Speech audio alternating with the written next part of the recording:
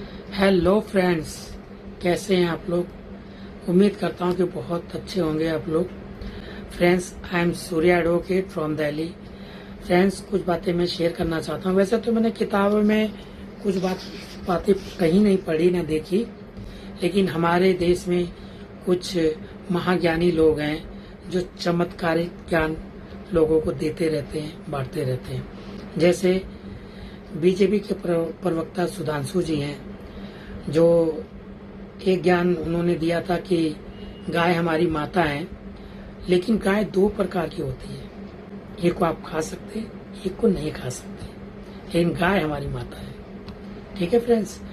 और एक और उन्होंने चमत्कारिक ज्ञान दिया था लोगों को कि गोबर जो होता है वो कोनूर से भी ज्यादा कीमती होता है।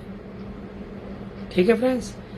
तो अगर उनके बयान को सत्य मान लिया जाए तो मेरे हिसाब से तो गांव वाले सबसे ज्यादा अमीर, करोड़पति और अरबपति होना चाहिए था, क्योंकि सबसे ज्यादा गोबर तो गांव में ही पाए जाते हैं।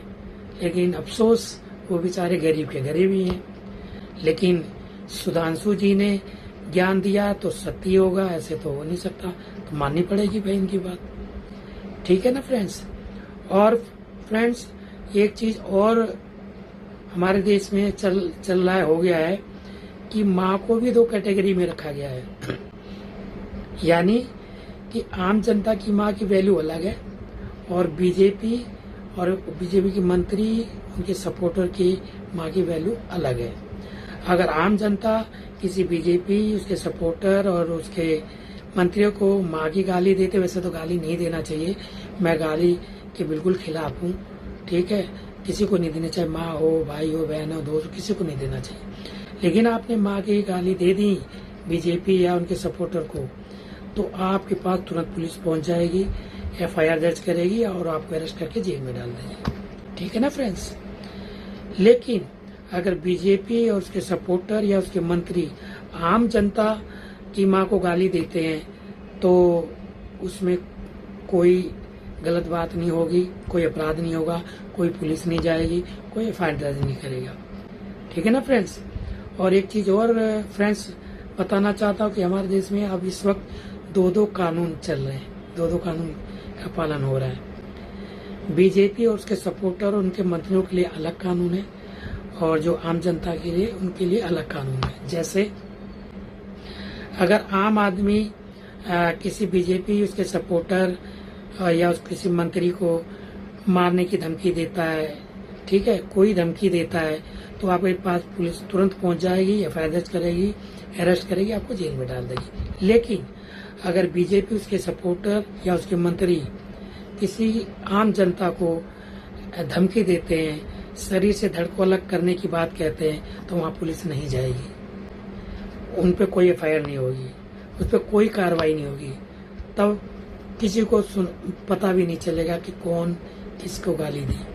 लेकिन आम जनता ने किया, पुलिस तुरंत एड्रेस निकाल के पहुंच जाएगी। ठीक है ना फ्रेंड्स। तो फ्रेंड्स, मैंने वीडियो इसीलिए बनाया है कि आप प्लीज सावधान हो जाइए। आपको बीजेपी और बीजेपी सपोर्टर और उनके मंत्रियों को कोई गाली नहीं देनी, माँ की गाली नहीं देनी, धमकी नहीं देनी, वरना आपके पास पुलिस तुरंत पहुंचेगी, FIR दर्ज करके आपको जेल में डाल देगी।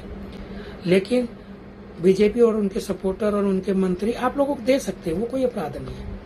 ठीक है, वो प्यार समझ लीजिए कि अगर वो गाली दे रहे हैं, धमकी दो, तो एक प्यार है इन बीजेपी वालों का। ठीक है ना। वो आम जनता के लिए प्यार है। ठीक है ना। अपराध तो तब होगा जब आप देंगे उन लोगों को, लेकिन वो देंगे तो प्यार है।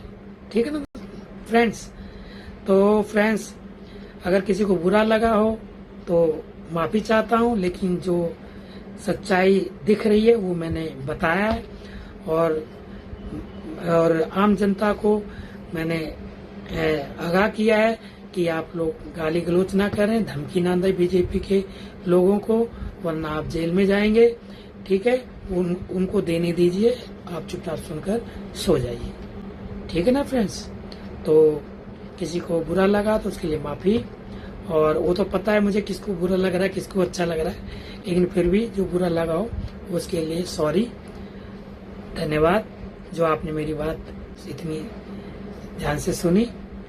Thank you so much. जय हिंद।